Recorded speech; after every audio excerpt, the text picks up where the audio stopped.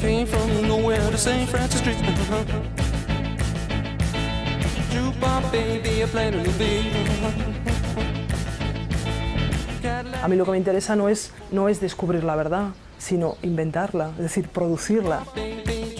Las prácticas filosóficas son prácticas de invención de la verdad, como lo son las prácticas sociales en su conjunto. Es decir, el colegio es una máquina de producción de verdad, el museo es otra, la televisión es otra.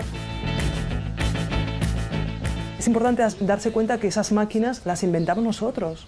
Esas tecnologías de producción de verdad son nuestras. Por tanto, lo que hay que hacer es que sean tecnologías abiertas, que podamos compartir, que podamos tomar decisiones lo más consensuales y lo más plurales posibles. Es decir, que esas máquinas de producción de verdad no sean capturadas, que no sean capturadas por la élite sexual, que no sean capturadas por el monolingüismo, que no sean capturadas por el neoliberalismo, es decir, que estén abiertas a lo múltiple.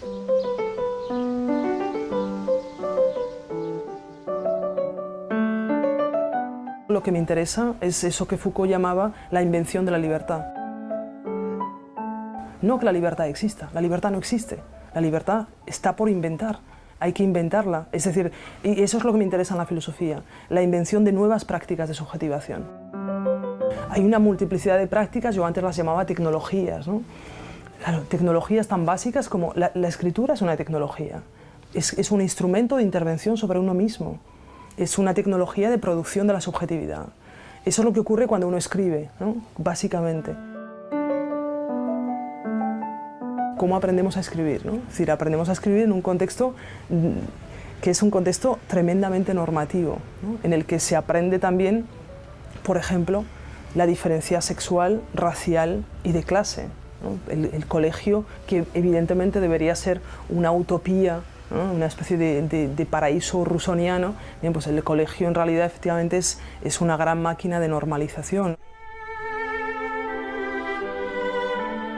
Por una parte, me da la impresión que es necesario reescribir la historia de la filosofía como historia de la resistencia a la normalización, otra historia de la filosofía, y por tanto inventar otro canon, que ya no es, digamos, Platón, Aristóteles, hasta Hegel, Heidegger, etc., que desde mi punto de vista, a pesar de todo, tienen que ver precisamente con las grandes narraciones políticas e históricas, ¿no?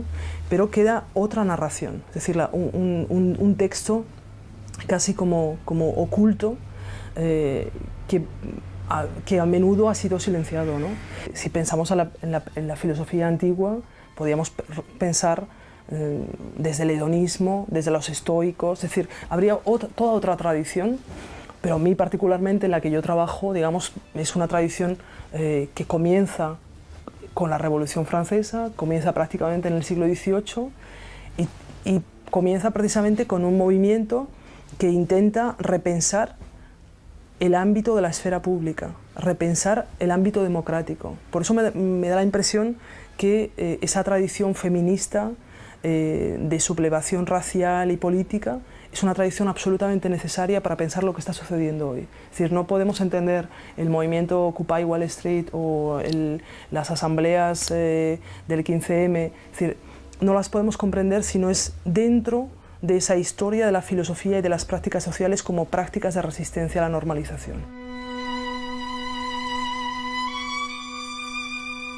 Para mí, digamos que los movimientos de resistencia política son precisamente estrategias de expropiación de las técnicas de la producción de producción de verdad, de las técnicas de producción del cuerpo, de las técnicas de producción de subjetividad, ¿no? Entonces, eso, digamos que eso es lo que me interesa, más allá puramente, si quieres, que de las luchas de minorías sexuales u otras. Se trata precisamente de no ser, digamos, un funcionario homosexual, sino un revolucionario total, digamos, ¿no? Es decir, cuando digo revolucionario, cuidado, hay gente que piensa, cuando piensa en revolución, no se piensa en cortar cabezas, ¿no? Es decir, yo creo que la violencia es necesaria, una cierta violencia, ¿no? Pero una violencia, por supuesto, simbólica. Hay violencia en esos ejercicios de reapropiación de las tecnologías. No me refiero a una revolución en la que se vayan a cortar cabezas, ya se han cortado suficientes, ¿no? Cuando yo quise hacer filosofía, le dije a mi padre, digamos, hombre conservador, industrial de Burgos, ¿no? Católico y tal, dije a mi padre que yo quería estudiar filosofía y mi padre me dijo, de ninguna manera esto se hará con mi dinero. Le decía, bueno, tú vas a estudiar farmacia o medicina o abogado, efectivamente, lo que tú quieras, pero una cosa digna y seria, pero filosofía de ninguna manera, ¿no? Las posibilidades que un adolescente en ese momento, como yo, digamos, una adolescente lesbiana en ese momento, en el contexto de Burgos tremendamente cerrado, cuáles son las posibilidades que uno tiene, ¿no? Entonces, bueno, aparte, efectivamente, la primera posibilidad que para mí fue, que radicalmente me cambió la vida, y es que me eduqué más o menos en un colegio bilingüe, que fui desde muy joven a Estados Unidos e Inglaterra, y que eso fue para mí una puerta de escape, es decir, y eso yo se lo diría a cualquier persona que nos esté oyendo ahora, es decir, la huida es siempre una solución. Es necesario escapar constantemente, ¿no? Pero no escapar porque uno tiene que huir de lo que está encerrado. Evidentemente que también es un escape, pero también es la búsqueda de algo, ¿no? Es la posibilidad de creación de otra cosa, ¿no?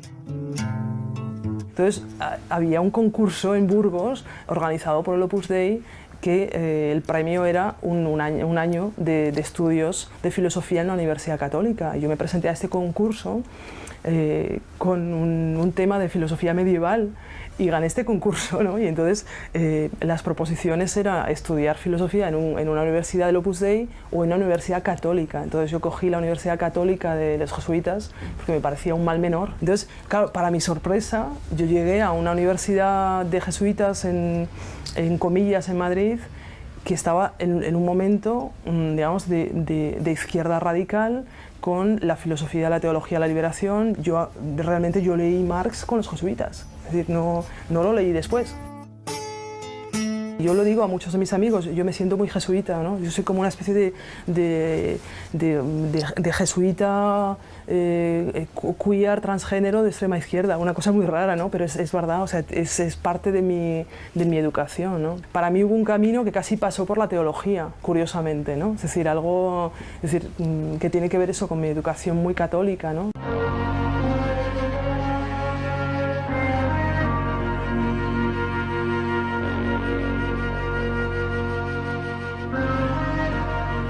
A lo mejor el momento de tránsito es darte cuenta de que ningún texto es sagrado, ¿no? Es darte cuenta de que todos los textos están precisamente ahí para ser abiertos, desconstruidos, leídos, reescritos, ¿no? Y para mí esa es la práctica filosófica, ¿no? La desacralización del texto, de cualquier texto, ¿no?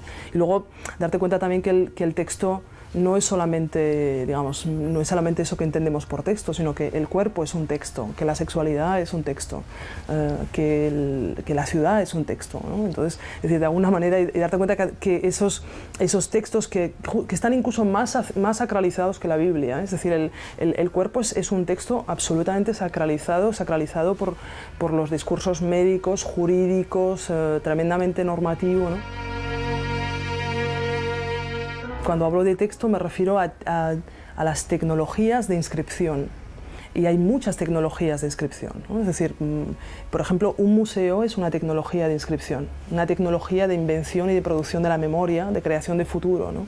Entonces, es decir, creo que el filósofo contemporáneo precisamente interviene, modifica, reinventa esas tecnologías de inscripción, y por tanto lo que permite reinventar esas tecnologías es producir otras formas de subjetividad, otras formas de relación social, otras sexualidades.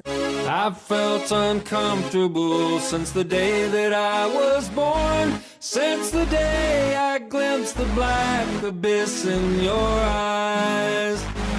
There's no way you could make all of this shit up on. Yo me siento realmente desde muy pequeño, yo me siento totalmente en distancia con un conjunto de normas de género y sexuales. Vamos, eso lo sé desde que prácticamente tengo 3 años. Primero, es decir, la homosexualidad y la heterosexualidad no existen, es decir, son ficciones políticas. Es decir, no hay nadie que sea heterosexual o lesbiana o bisexual. Esto es algo totalmente absurdo. Es decir, se trata de estructuras de conocimiento, de discursos médicos, jurídicos, por ejemplo, concretamente homosexual o heterosexual, pues es una noción médico-jurídica que aparece en 1868 y que tiene que ver con digamos, la creación de un régimen político de regularidad entre sexo, sexualidad y reproducción. Evidentemente, cualquier práctica sexual no reproductiva a partir del siglo XIX va a ser condenada como una práctica desviante y, sobre todo, lo que es más interesante, en un nuevo discurso médico y científico va a ser pensada como patología. Esto me parece muy importante porque, es decir, nos confrontamos a partir del siglo XIX a un conjunto de regímenes políticos que se sustentan en discursos científicos. Cuidado, despertemos de este sueño histórico falacioso, es decir, la identidad sexual como verdad anatómica, como verdad psicológica, no existe. Es decir, lo que existen son un conjunto de paradigmas científicos, de paradigmas jurídicos, de regímenes políticos que permiten que cada sujeto acabe generando una ficción de sí mismo, en tanto que heterosexual, homosexual, es decir, se trata de ficciones políticas, pero cuidado, ficciones políticas que son, digamos, cuya fuerza es tan extrema y tan extraordinaria que tienen solidez somática, es decir, que se acaban inscribiendo en el cuerpo y que acaban tomando la forma de la subjetividad.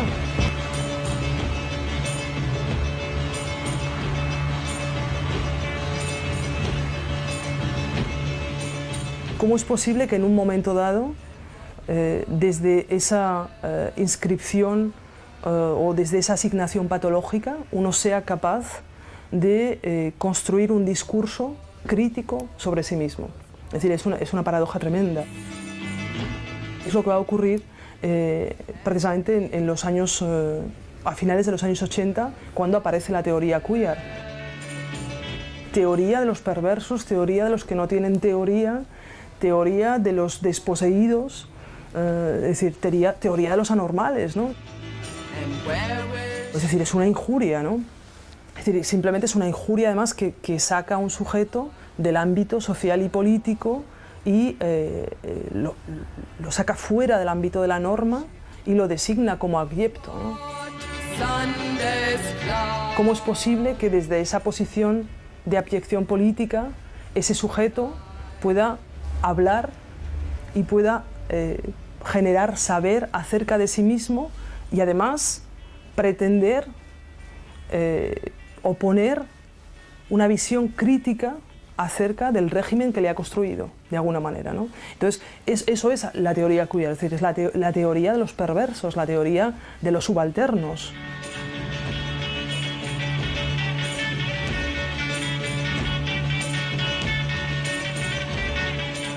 Lo que me interesa, por ejemplo, en la sexualidad es entender, descodificar cuáles son el conjunto de mediaciones culturales, políticas, ya sean discursos médicos, jurídicos, el conjunto de imágenes, de representaciones, de textos, de lenguajes, que construyen, que definen, que normalizan, que permiten también puntos de fuga en la construcción de la sexualidad, ¿no?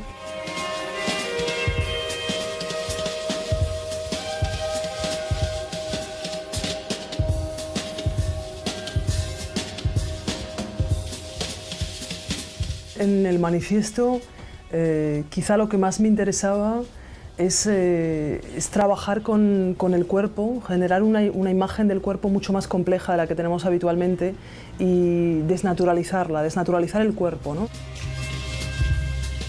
Todo el proceso de normalización sexual del siglo XIX consiste a desexualizar el cuerpo, de alguna manera, es decir, a restringir los ámbitos de producción de placer para transformarlos en ámbitos de producción de capital o de reproducción sexual, ¿no? Y por tanto, evidentemente, se va a producir como un recorte extremadamente estrecho en el que solamente los órganos considerados como genitales, que son órganos de reproducción, van a ser pensados como órganos sexuales, ¿no? Entonces, el resto del cuerpo, de alguna manera, es desexualizado, deserotizado, ¿no? Entonces, claro, ¿qué ocurre con todas aquellas prácticas, con todos aquellos ámbitos de producción de placer que exceden a lo genital, bien, que van a ser considerados como patológicos?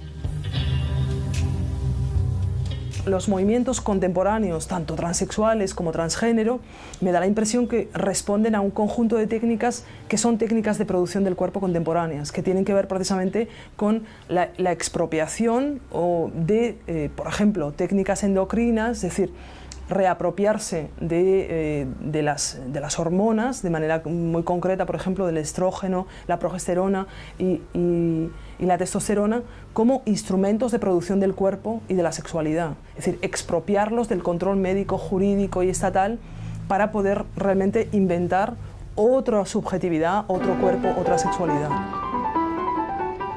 Me da la impresión que necesitamos reinventar nuevas utopías, ¿no? Pero quizá utopías, precisamente yo creo que ahí será importante la tradición feminista, la tradición de resistencia a los movimientos negros americanos, la traducción pacífica de Gandhi. Es decir, una de las cosas que me interesa y que me fascina de la revolución feminista es que se trata de una revolución no cruenta, que se trata de una revolución profundamente pacífica.